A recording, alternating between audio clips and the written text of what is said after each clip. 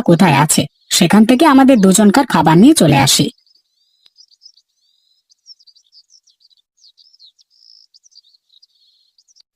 কেমন লাগছে আজকে সুরজিৎ? দেখেছো তো, আজকে তোমাকে কবরস্থানে যেতে দিইনি, তাই জন্য তুমি কেমন ভালো আছো। এইভাবে নিজেকে ধীরে ধীরে সুস্থ করে তোলো, বুঝলে?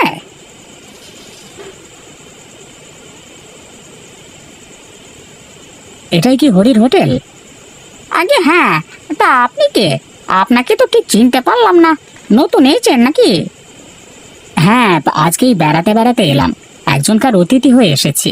তা আপনার এখানে কি রাতের খাবার পাওয়া যাবে? হ্যাঁ, ডাল ভাত আর একটা সবজির তরকারি পাওয়া যাবে। আপনি কি নেবেন নাকি? হ্যাঁ হ্যাঁ, নেব তো। 2 প্লেট মতো সমস্ত খাবার দিয়ে দিন তো আমাকে। আপনি কোথায় এসে উঠেছেন? সমীর দাদুর বাড়িতে। এখানে আমার মায়ের মামার বাড়ি ছিল। মায়ের মামার বাড়ি মানে? তোমার মায়ের নাম কি? আমার মায়ের নাম কমলা।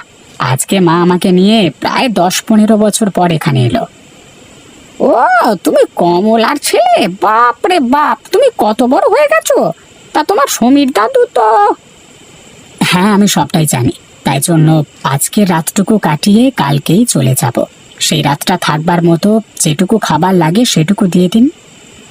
এই নাও বাবা, এতেই তোমাদের দুজনকার ভালো মতো হয়ে যাবে। কত দেব আপনাকে? কিছুই লাগবে না, তোমরা আমার গ্রামের অতিথি, তোমাদের কাছ থেকে টাকা নিলে হয়? তোমরা বরং এসো, কেমন? ঠিক আছে, তবে আমি এখন এলাম। অনেক দূর থেকে এসেছি তো, খুব ক্লান্ত লাগছে। আচ্ছা, ওরা এসেছে বটে, তবে ওরা উঠেছে কোথায়? হয়তো অন্য কারোর ঘরে উঠেছে। সমীরের ঘর তো ভুতুরে বাড়ি হয়ে পড়ে আছে। ওই ছেলেটাও অকালে মারা গেল গো। ধুর, এখানে না এলেই ভালো হতো। আমার ঠিক ভালো লাগছে না জায়গাটিকে। ভাবলাম গ্রাম হবে, সুন্দর পরিবেশ, কত আদর আপ্যায়ন পাবো তোমার মামার বাড়ির কাছ থেকে, কিন্তু সেসব তো কিছুই হলো না। কি আর করবি বল, যেটা হবে মেনে নিতে হবে। আচ্ছা, কালকে সকালে আমরা এখান থেকে চলে যাব। আমারও খুব একটা ভালো লাগছে না জায়গাটাকে। তবে তোর সমীর দাদুর সাথে দেখা করে গেলে ভালো হতো। কি করে দেখা করবে?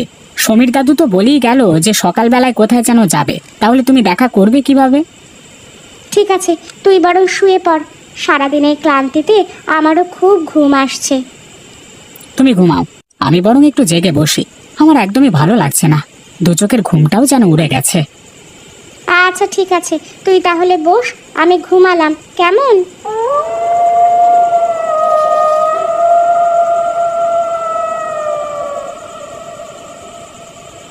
এসো, বাইরে এসো।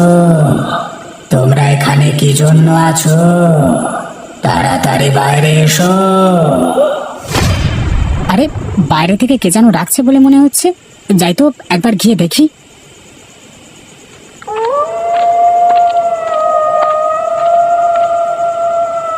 আমার সাথে এসো। কোথায় নিয়ে যাবেন আমাকে? তোমাকে আমি মুক্তির পথে নিয়ে যাব। তোমার সমস্ত শারীরিক ক্লান্তি এক নিমেষে দূর হয়ে যাবে। তারপর দেখবে ধীরে ধীরে চোখের পাতায় ঘুম নেমে এসেছে। আচ্ছা চলুন, আমাকে নিয়ে চলুন।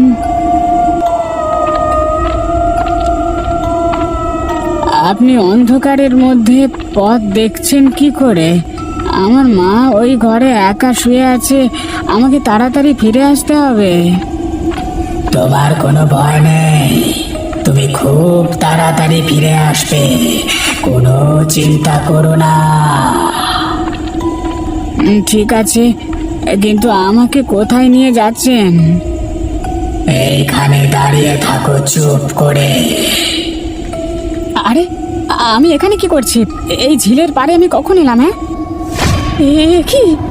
ওটা কি? আমাকে বাঁচাও!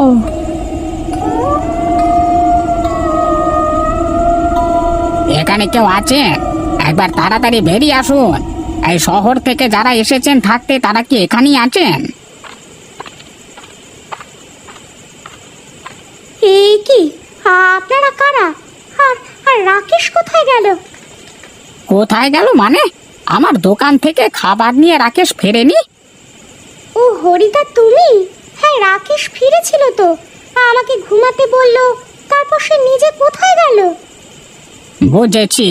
এই কমলা, তুমি আমাদের সাথে তাড়াতাড়ি এসো, না হলে তোমার ছেলের সমূহ বিপদ হয়ে যাবে। রাকেশ, তুমি জলদি ওখান থেকে পালিয়ে এসো, না হলে ও তোমাকে মেরে ফেলবে। এভাবে হবে না হরিদা, ওই জিন ওকে ছাড়বে না। তোর যদি সাহস থাকে তাহলে আমাকে মেরে দেখা। বেশ, তোকেই না হয় আজকে মারছি আমি। একদিন তোর বউকে শেষ করেছি, আজ তোকে শেষ করব।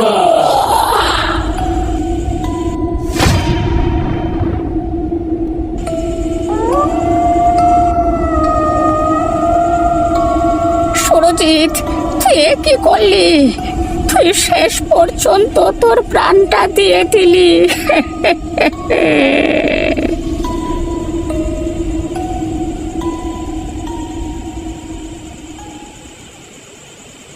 রাকেশ, রাকেশ, এখন কেমন আছিস বাবা তুই?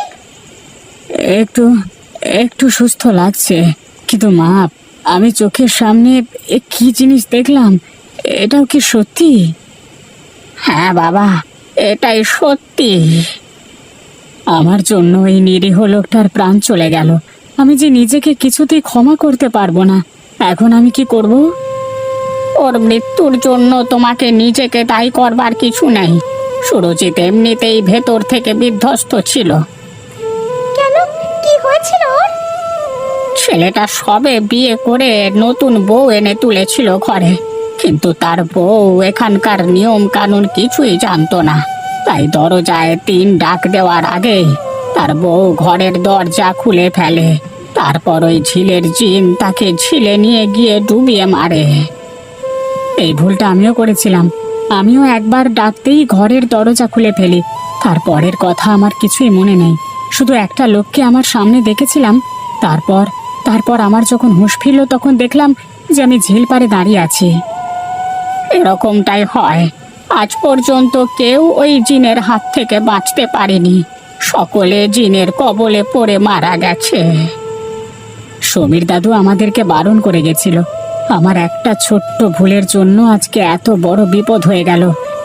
ওই লোকটা আপনাদের দোকানে বসতো। দাঁড়াও দাঁড়াও, তুমি কি বললে? কে বলে গেছিল তোমাদের সাবধানে থাকতে?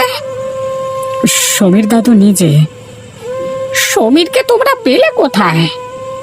কেন, সমীর তো রাতের বেলা বেরিয়ে গেল পাশের গ্রামে পাহারা দেওয়ার জন্য। হায় রে হায়, এ কি শুনছি আমি! ঠিক এই সন্দেহটা আমিও করেছিলাম যে তোমরা এসে উঠেছো কোথায়। আপনি কি বলতে চাইছেন ঠিক বুঝতে পারছি না তো। 6 মাস আগে সত্যি পাশের গ্রামে চোরের উপদ্রব খুব বেড়ে গেছিল। সমীর এসব ভূত প্রেতে খুব একটা বিশ্বাস করতো না। খুব সাহসী ছেলে ছিল, তাই পাশের গ্রামের মোড়ল ওকে গ্রাম পাহারা দেওয়ার জন্য আহ্বান করেছিল। একদিন রাতে এসে পাহারা দিতে যাওয়ার সময় ওই ঝিলের জিনের খপ্পরে পড়ে। কি করে কি হয়েছিল আমরা সেটা জানি না, তবে আমরা এটা অনুমান করি যে রাকেশ সেদিন রাতের বেলায় যখন ঘরে ছিল, তখনই দরজার ওপার থেকে তার ডাক আসে। তারপর সেই ডাকে সাড়া দিয়ে মোহগ্রস্তের মতো সেই ঝিল পাড়ে এসে দাঁড়ায়, আর তারপর সেই জিন তাকে। একদমই তাই। পরের দিন তার মৃতদেহ ঝিলের মধ্যে আমরা ভাসতে দেখেছিলাম। আমরা এটা অনুমান করেছিলাম যে সমীর জিনের খপ্পরে পড়েও লড়াই করতে ছাড়েনি। আজকে আমি পাশের গ্রামে যাওয়ার আগে এই ঝিল পাড়ের ঘটনাটা দেখেই ছাড়বো যে সেটা সত্যি নাকি মিথ্যে। ওই ঝিলের জিন, তুই কোথায়? এতদিন নিরীহ লোকজনদের পেয়ে তাদের দরজার ওপার থেকে ডেকে এনে এখানে ডুবিয়ে মেরেছিস।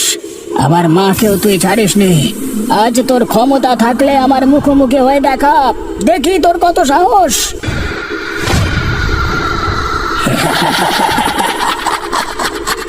এই প্রথম আমাকে কাউকে ডাকতে হলো না। এরপর আমি দেখবো তোকে বাঁচাইতে।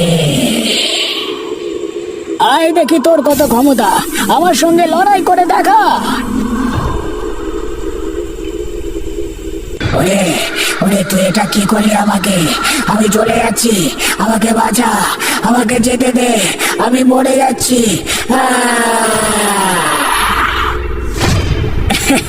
এই ঝিলের জিন চিরতরে শেষ হলো। এরপর থেকে আর গ্রামবাসীদের দরজায় 3 ডাক দিলে বাইরে বেরোতে হবে না। এখন থেকে সবাই মুক্ত।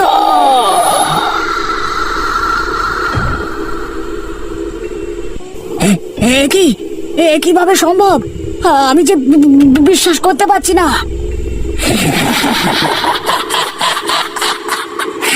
আমাকে মারা এত সহজ নয়। আজ আমি তোকে মেরে তোর দেহের মধ্যে বসবাস করবো।